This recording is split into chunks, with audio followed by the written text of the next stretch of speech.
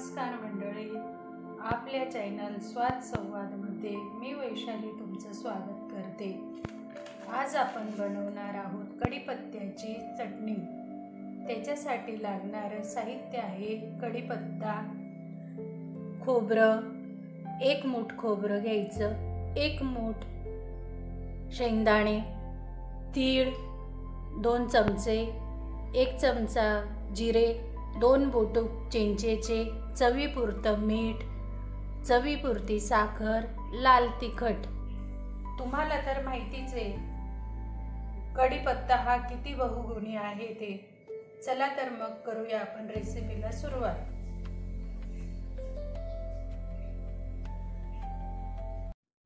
आता आपण ताटातले एक एक पदार्थ भाजून घेऊया। सर्वप्रथम आपण शेंगदाणे भाजू। शेंगदाणे छान खरपूस रंगावर लाल भाजून घेऊया। हे शेंगदाणे भाजताना तुम्ही थोडंसं त्याला तेल लावून जर भाजले तर शेंगदाणे खूपच छान भाजले जातात। शेंगदाणे भाजून झाल्यावर आपण खोबरंही छान तांबूस रंगावर भाजून घेऊ। त्यानंतर आपण 2 चमचे जी तीळ घेतली होती तीही छान भाजून घेऊया। तीळ तडतडली म्हणजे समजून घ्यायचं की तीळ छान भाजून झाली आहे। आता आपण थोडेसे जिरे भाजून घेऊ।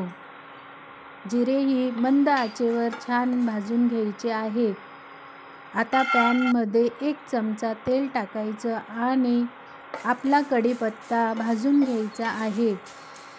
कढीपत्ता एकदम मंद आचेवर छान भाजून घ्यायचा आहे। हा कढीपत्ता छान भाजून झाल्यानंतर यात मंद असा छान खुळखुळ आवाज येतो। एकदा तुम्हीही ट्राय करून बघा की असा आवाज येईल त्याच्यात। आता हे सर्व पदार्थ गार झाल्यानंतर आपण ते मिक्सरच्या जारमध्ये टाकून घेऊ आणि त्यामध्ये आता आपल्याला 1 चमचा मीठ, चिमूटभर साखर आणि लाल तिखट ॲड करायचे आहे। त्यानंतर आपण साखर टाकून झाल्यानंतर यामध्ये 2 बोटूक चिंचेचे पण टाकायचे आहे। त्याच्याने चटणीला खूप छान चव येते। नंतर कढीपत्ता टाकायचा आहे। मेन तर कढीपत्ताच आहे ना। कढीपत्ता हा कोलेस्ट्रॉल कमी करतो, शरीरातले कोलेस्ट्रॉल कमी करतो। केसांसाठी तर आयुर्वेदाने कढीपत्त्याला खूपच महत्त्व दिलेले आहे। या पद्धतीने ही चटणी तयार होते।